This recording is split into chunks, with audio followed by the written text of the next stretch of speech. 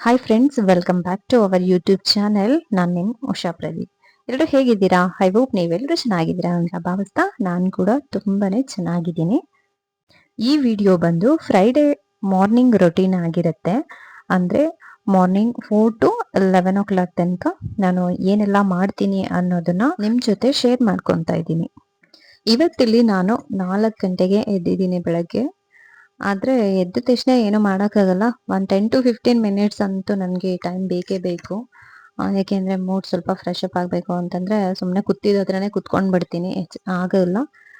ಒಂದು 10 to 15 minutes ಆದ್ರೆ okay ಅನ್ಸುತ್ತೆ. ಅದಾದ್ಮೇಲೆ 1 ಗ್ಲಾಸ್ ನೀರನ್ನ ಬಿಸಿ ಮಾಡ್ಕೊಂಡು ಕುಡಿತೀನಿ.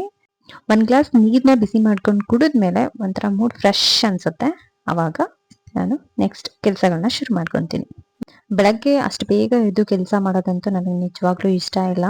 ಅದಂತೂ ಬರೀ ಫ್ರೈಡೆ ಮಾತ್ರನೇ ನಾನು ಈ ಥರ ಬೆಳಗ್ಗೆ ಬೇಗ ಎದ್ದೇಳೋದು. ಅದರ್ವೈಸ್ ಒಂದೊಂದು ಡೇಸ್ ಒಂದೊಂದು ರೀತಿ ನನ್ನ ರೊಟೀನ್ಸ್ಗಳಿರುತ್ತೆ. ಫ್ರೈಡೆ ರೊಟೀನ್ ಮಾತ್ರ 4 to 11 ತನಕ ತೋರಿಸ್ತಾ ಇದ್ದೀನಿ. 4 o'clock ಎದ್ದೇಳೋದು. ಸ್ಯಾಟರ್ಡೆ ಸಂಡೇ ಬೇರೆ ಇರುತ್ತೆ. ಮಂಡೇ ಟ್ಯೂಸ್ಡೇ ವೆಡ್ನೆಸ್ಡೇ ಥರ್ಸ್ಡೇ ಇದು ಬೇರೆ ಇರುತ್ತೆ ನನಗೆ. ಆದರೆ ಅಷ್ಟು ಬೇಗ ಎದ್ದು ಈ ಕೆಲಸ ಮಾಡೋದು ಇದೆಯಲ್ಲ, ಯಪ್ಪ ನಿಜವಾಗ್ಲೂ ಬೇಡ. ಆದ್ರೆ ಒಂದ್ಸಲ ತಣ್ಣೀರ್ನ ನಾವು ಮುಟ್ಬಿಟ್ವಿ ಅಂತಂದ್ರೆ ಅಷ್ಟೇ, ಎಲ್ಲ ಚಳಿ ಎಲ್ಲ ಹೊರ್ಟೋಗ್ಬಿಡತ್ತೆ. ಅದಾದ್ಮೇಲೆ ನೆಕ್ಸ್ಟ್ ಏನಾದ್ರೂ ಕೆಲಸ ಮಾಡೋಕ್ಕೆ ಆರಾಮ್ಸೆ ಅನ್ಸ್ಬಿಡತ್ತೆ. ಏನಷ್ಟು ರಿಸ್ಕ್ ಅನ್ಸೋದಿಲ್ಲ. ಇಲ್ಲಿ ನಾನು ಒಂದ್ ಕಡೆಯಿಂದ ನೀಟಾಗಿ ಕಸ ಎಲ್ಲ ಗುಡಿಸ್ಕೊಂಡು ಮ್ಯಾಟ್ ಎಲ್ಲ ತೆಗ್ದು ಕಸ ಎಲ್ಲ ಗುಡಿಸಿ ಮನೆ ಎಲ್ಲ ನೀಟ್ ಕ್ಲೀನ್ ಮಾಡ್ಕೊಂಡಿದ್ದೀನಿ. ಒಂದು ಮನೆ ಅಂದಮೇಲೆ ಮನೆ ಕ್ಲೀನ್ ಮಾಡೋದು ಎಷ್ಟು ಇಂಪಾರ್ಟೆಂಟೋ, ನೀಟಾಗಿ ಇಟ್ಕೊಳ್ಳೋದು ಎಷ್ಟು ಇಂಪಾರ್ಟೆಂಟ್ ಆಗುತ್ತೆ ಅಷ್ಟೇ ಇಂಪಾರ್ಟೆಂಟು ಹೊಸ್ಲು ಕ್ಲೀನ್ ಮಾಡೋದಾಗ್ಲಿ, ಬಾಗಿಲು ಕ್ಲೀನ್ ಮಾಡೋದಾಗ್ಲಿ, ಮತ್ತೆ ಆಚೆ ನೀಟಾಗಿ ಇಟ್ಕೊಳ್ಳೋದು ಅಷ್ಟೇ ಇಂಪಾರ್ಟೆಂಟ್ ಆಗುತ್ತೆ. ಇನ್ನು ಈವ್ನಿಂಗು ಪ್ಲಾಂಟ್ಸ್ಗಳೆಲ್ಲ ಸ್ವಲ್ಪ ಡೆಸ್ಟ್ ಆಗಿತ್ತು ಅಂದ್ಬಿಟ್ಟು ನೀರೆಲ್ಲ ಹಾಕ್ಬಿಟ್ಟು ಕ್ಲೀನ್ ಮಾಡಿದ್ದೆ. ಅದ್ರ ಜೊತೆ ಮಳೆ ಕೂಡ ಬರ್ತಾ ಇತ್ತು. ಮಳೆ ಬರಬೇಕಾದ್ರೆ ಸ್ಟೆಪ್ಸ್ನೆಲ್ಲ ನಾನು ತೊಳೆದ್ಬಿಟ್ಟಿದ್ದೆ ನಿನ್ನೆ. ಆದರೂ ಇವತ್ತು ಇರಲಿ ಅಂದ್ಬಿಟ್ಟು ಕಸ ಎಲ್ಲ ಗುಡಿಸಿ ಒಂದ್ಸಲ ಮಾಪ್ ಹಾಕ್ತಾ ಇದ್ದೀನಿ. ಇದೆಲ್ಲ ಡ್ರೈ ಆಗೋಷ್ಟರೊಳಗಡೆ ನಾನು ಸ್ನಾನ ಮಾಡ್ಕೊಂಡು ಬಂದು ನಿಮಗೆ ಸಿಗ್ತೀನಿ. ನಾನಿಲ್ಲಿ ಬಸ್ಲನ್ನ ನೀಟಾಗಿ ಕ್ಲೀನ್ ಮಾಡಿಕೊಂಡು ಅರಿಶಿನ ಕುಂಕುಮ ಇಟ್ಟು ರಂಗೋಲಿ ಬಿಟ್ಟು ಹೂ ಇಟ್ಟು ಹೊಸ್ಲನ್ನ ರೆಡಿ ಮಾಡಿದ್ದೀನಿ. ನಿಮ್ಗೆ ಅನ್ನಿಸ್ಬೋದು ಇವ್ರು ಯಾಕೆ ಇಷ್ಟು ಬೇಗ ಎದ್ದು ಇದನ್ನೆಲ್ಲ ಮಾಡ್ತಾರೆ ಅಂತ. ನನಗೆ ಫ್ರೈಡೆ ಮಾರ್ನಿಂಗ್ ಪೂಜೆ ಮಾಡೋದು ಅಂದರೆ ತುಂಬ ಇಷ್ಟ. ತುಂಬ ವರ್ಷದಿಂದನೂ ಮಾಡ್ತಾ ಇದ್ದೀನಿ.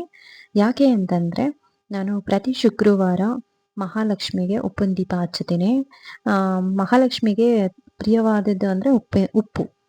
ಅದರಿಂದ ಉಪ್ಪಿನ ದೀಪ ಹಚ್ಚೋದ್ರಿಂದ ಒಳ್ಳೇದಾಗುತ್ತೆ. ಒಳ್ಳೇದು ಕೂಡ ಆಗಿದೆ ನನಗೆ. ಅದರಿಂದ ಒಂದು ಸಂಕಲ್ಪ ಮಾಡಿಕೊಂಡು ನಾನು ಉಪ್ಪಿನ ದೀಪನ ಹಚ್ತಾ ಇರ್ತೀನಿ.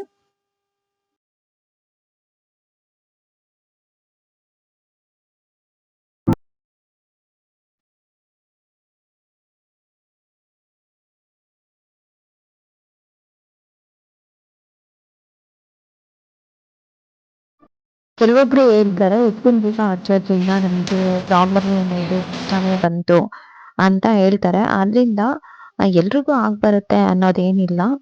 ನನ್ನ ರಾಶಿ ಬಂದು ವೃಷಭ ರಾಶಿ. ವೃಷಭ ರಾಶಿಗೆ ಅಧಿಪತಿ ಶುಕ್ರ. ತುಲಾ ಮತ್ತೆ ವೃಷಭ ರಾಶಿಗೆ ಅಧಿಪತಿ ಶುಕ್ರ ಆಗಿರ್ತಾನೆ. ಶುಕ್ರ ಅಂತಂದ್ರೆ ಲಕ್ಷ್ಮೀ ಸ್ವರೂಪನೇ.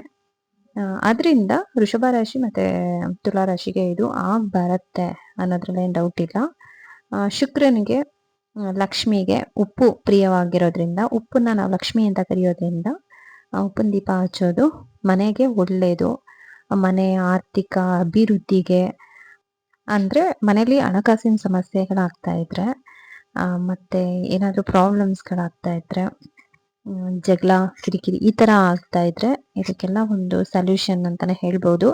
ಇಲ್ಲ ಅಂತಂದರೆ ನಾವು ದೀಪ ಹಚ್ಚಬೇಕಾದ್ರೆ ಒಂದು ಸಂಕಲ್ಪ ಮಾಡಿ ಇಟ್ಕೊಂಡು ಅದಿಷ್ಟು ವಾರ ಪೂಜಿಸ್ತೀನಿ ಅಂತ ದೇವರಿಗೆ ಹರಕೆ ಮಾಡಿಕೊಂಡು ನಾವಷ್ಟು ವಾರ ಶ್ರದ್ಧಾ ಭಕ್ತಿಯಿಂದ ಎದ್ದು ದೇವರನ್ನ ಪೂಜಿಸಿದ್ರೆ ಲಕ್ಷ್ಮಿ ನಿಜವಾಗ್ಲೂ ಒಲಿತಾಳೆ. ಆದರೆ ಈ ಪೂಜೆನ ನಾವು ಬ್ರಾಹ್ಮಿ ಮುಹೂರ್ತದಲ್ಲೇ ಮಾಡಬೇಕು. ಅದರಿಂದ ನಾನು 5:30 5:40 ಒಳಗಡೆನೆ ಪೂಜೆ ಎಲ್ಲ ಮುಗ್ಸೋಕ್ಕೆ ನೋಡ್ತೀನಿ. ಯಾವಾಗ್ಲೂ ನಾನು ಯಾವಾಗಲೂ ಪೂಜೆ ಮಾಡೋದೇ ಲಕ್ಷ್ಮಿ. ಅದು ಯಾಕೆ ಲಕ್ಷ್ಮಿನ ನಾನು ಪೂಜೆ ಮಾಡಿದೆ ನಿಜವಾಗ್ಲೂ ಗೊತ್ತಿಲ್ಲ. ಆದರೆ ನನ್ನ ಇದಕ್ಕೆ ಲಕ್ಷ್ಮಿ ಚೆನ್ನಾಗಿ ಬರುತ್ತೆ ಅಂತ ಆಮೇಲೆ ನನಗೆ ಗೊತ್ತಾಗಿತ್ತು. ಈ ಪೂಜೆನ ನಾವು ಬ್ರಾಹ್ಮಿ ಮುಹೂರ್ತದಲ್ಲೇ ಮಾಡಬೇಕು. ಅವಾಗಲೇ ನಮಗೆ ಫಲ ಸಿಗೋದು.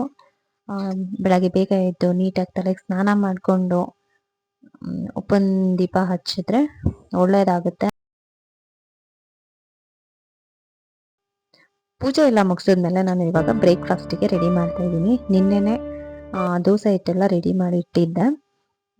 ದೋಸೆ ಇಡ್ಲಿ ಏನು ಬೇಕಾದರೆ ಮಾಡ್ಬೋದು.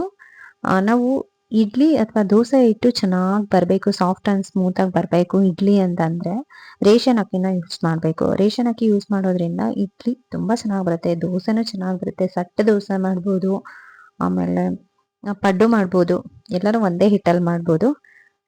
ಇವತ್ತು ನನ್ನ ಮಗಳಿಗೆ ಇಡ್ಲಿ ಬೇಕು ಅಂತ ಕೇಳಿದ್ಲು, ಅದರಿಂದ ಇವತ್ತು ಬ್ರೇಕ್ಫಾಸ್ಟ್ ಬಂದು ಇಡ್ಲಿ ಮಾಡ್ತಾ ಇದ್ದೀನಿ. ಇಡ್ಲಿಗೆ ಸಾಂಬಾರು ಮಾಡ್ತಿದ್ದೀನಿ. ಈ ಸಾಂಬಾರನ್ನ ಮಾಡೋದು ತುಂಬ ಈಸಿ.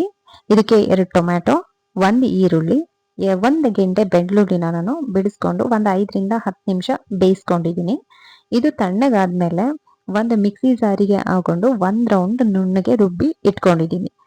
ನೆಕ್ಸ್ಟ್ ಒಂದು ಪಾತ್ರೆಗೆ 2 ಸ್ಪೂನ್ ಆಯಿಲು, 1 ಸ್ಪೂನ್ ಜೀರಿಗೆ, 1 ಸ್ಪೂನ್ ಸಾಸಿವೆ, 2 ಒಣಮೆಣಸಿನ್ಕಾಯಿ, ಸ್ವಲ್ಪ ಕೊತ್ತಂಬರಿ ಸೊಪ್ಪು, 1-2 ಎಸಳು ಬೆಳ್ಳುಳ್ಳಿನ ಜಜ್ಜಿಬಿಟ್ಟು ಹಾಕೊಂಡು ಒಗ್ಗರಣೆ ಕೊಟ್ಟಿದ್ದೀನಿ.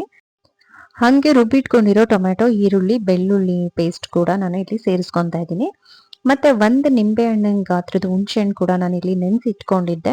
ಅದನ್ನು ಅಷ್ಟೇ ಚೆನ್ನಾಗಿ ಹುಳಿನ ಹಿಂಡಿ ಅದಕ್ಕೆ ಸೇರಿಸ್ತಾ ಇದ್ದೀನಿ. ನಾನಿಲ್ಲಿ ಸ್ವಲ್ಪ ಸಾಂಬಾರ್ ಪೌಡ್ರನ್ನ ಸೇರಿಸ್ಕೊಂಡಿದ್ದೀನಿ. ಇದು ನಿಮಗೆ ಬೇಕಾದರೆ ಹಾಕೋಬಹುದು. ಅದಾದಮೇಲೆ ಸ್ವಲ್ಪ ರುಚಿಗೆ ತಕ್ಕಷ್ಟು ಉಪ್ಪು, ಸ್ವಲ್ಪ ಕೊತ್ತಂಬರಿ ಸೊಪ್ಪು ಹಾಕಿದರೆ ಸಾಂಬಾರ್ ರೆಡಿ. ಸಾಂಬಾರ್ ಆಗೋಷ್ಟರೊಳಗಡೆ ಇಡ್ಲಿ ಕೂಡ ಚೆನ್ನಾಗಿ ಬೆಂದಿದೆ. ಅದಾದಮೇಲೆ ಲಂಚ್ಗೆ ಪ್ಯಾಕ್ ಮಾಡ್ತಾ ಇದ್ದೀನಿ. ಸಾಂಬಾರ್ ಮತ್ತು 2 ಇಡ್ಲಿ ಸಾಕೋಳು ಅಷ್ಟೊಂದು ತಿನ್ನೋದೇ ಹೆಚ್ಚು. ಅದ್ರ ಜೊತೆಗೆ ಚಟ್ನಿ ಹಾಕಿದ್ದೀನಿ. ಇದು ಅವಳಿನ ಮಧ್ಯಾಹ್ನದ ಲಂಚ್ ಬಾಕ್ಸು. ಇನ್ನು ಟೈಮ್ ಆಗುತ್ತೆ ಅಂತ ಬ್ರೇಕ್ಫಾಸ್ಟ್ ಕೂಡ ಹಾಕೊಟ್ಬಿಟ್ಟೆ, ಯಾಕೆ ಅಂದರೆ ಗೊತ್ತಲ್ವಾ ಮಕ್ಕಳು ಸ್ವಲ್ಪ ನಿಧಾನನೇ ತಿನ್ನೋದು. ಅದಾದಮೇಲೆ ಅವಳಿಗೆ ಸ್ನ್ಯಾಕ್ಸ್ನ ಕೂಡ ಹಾಕ್ತಾ ಇದ್ದೀನಿ. ಅವಳಿಗೆ ಸ್ನ್ಯಾಕ್ಸ್ ಪೀರಿಯಡಲ್ಲಿ ಆ್ಯಪಲ್, ಇವತ್ತಿನ ಸ್ನ್ಯಾಕ್ಸ್ ಬಂದ್ಬಿಟ್ಟು ಆ್ಯಪಲ್ಲು. ಅದಾದಮೇಲೆ ವೆರೈಟೀಸು ಅವ್ರು ಕೇಳಿದ್ದು, ಅವ್ರಿಗೆ ಏನು ಇಷ್ಟ ಇರುತ್ತೆ ಅದು ಒಂದು ಮಾಡಿಕೊಟ್ರೆ ಸಾಕು. ಅವ್ರಿಗೆ ಇಷ್ಟ ಇಲ್ಲದ ನಾವು 3 ಮಾಡಿಕೊಟ್ರು ತಿನ್ನಲ್ಲ, ವಾಪಸ್ ತೊಗೊಂಡು ಬರ್ತಾಳೆ. ಅದರಿಂದ ಅವಳಿಗೆ ಏನು ಇಷ್ಟ ಆಗಿರುತ್ತೆ ಅದು ಒಂದೇ ರೆಸಿಪಿನೇ ಮಾಡಿಕೊಟ್ರೆ ಅವ್ಳು ಚೆನ್ನಾಗಿ ತಿಂತಾಳೆ ಅಂತ ಮಾಡಿಕೊಟ್ಟಿದ್ದೀನಿ. ಅದಾದಮೇಲೆ ಇಲ್ಲಿ 1 ಬಾಟಲ್ ಬಿಸಿನೀರು ಹಾಕ್ತೀನಿ. ಇವಾಗ ಕೋಲ್ಡ್ ಇದೆ ಅಲ್ವಾ, ಅದರಿಂದ ತಣ್ಣೀರನ್ನ ಏನು ಜಾಸ್ತಿ ಯೂಸ್ ಮಾಡಲ್ಲ, ಬಿಸಿನೀರೇ ಹಾಕ್ತೀನಿ. ಇದು ಸ್ವಲ್ಪ ಲೂಸ್ ಆಗಿತ್ತು, ನಿನ್ನೆ ಬ್ಯಾಗಲ್ಲೆಲ್ಲ ನೀಟ್ ಮಾಡ್ಕೊಂಡು ಬಂದಿದ್ದು, ಅದರಿಂದ ಸ್ವಲ್ಪ ಟೈಟ್ ಮಾಡಿಬಿಟ್ಟು ಲಂಚ್ ಬ್ಯಾಗ್ನ ನಾನು ರೆಡಿ ಮಾಡಿದೆ. ನೋಡಿ, ಈ ಕರ್ಚೀಫ್ ಹಾಕಿದ್ರೆ ಇಷ್ಟೇ ಅವಳದು ಲಂಚ್ ಬ್ಯಾಗ್. ಅಷ್ಟು ಬೇಗ ಮಕ್ಕಳು ಟಿಫನ್ ಏನೋ ನೀಟಾಗಿ ಮಾಡಲ್ಲ, ಅದಕ್ಕೆ 1 ಗ್ಲಾಸ್ ಹಾಲು ಕುಡಿಲೇಬೇಕು, ಕುಡಿದು ಕಳಿಸ್ಲೇಬೇಕು ಅಂದ್ಬಿಟ್ಟು ಇವಾಗ ನಾನು ಹಾಲನ್ನು ಕಾಯಿಸ್ತಾ ಇದ್ದೀನಿ. ಈ ಟೈಮಲ್ಲೇ ಪಾಪನ ಕರ್ಕೊಂಡು ಹೋಗಕ್ಕೆ ಬರ್ತಾರಲ್ವ ನನ್ನ ಹಸ್ಬೆಂಡ್, ಅವ್ರಿಗೂ ಕೂಡ ಕಾಫಿಗೆ ಬೇಕು.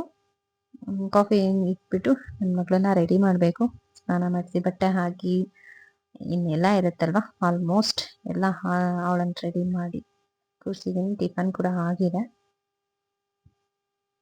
2 ಜುಟ್ಟು ಹಾಕಿ ಅವಳಿಗೆ ಹಾಲು ಕೊಟ್ಟು ಅವಳನ್ನು ರೆಡಿ ಮಾಡಿ ಅವಳನ್ನ ಸ್ಕೂಲಿಗೆ ಕಳಿಸಿದ್ದ ಆಯಿತು.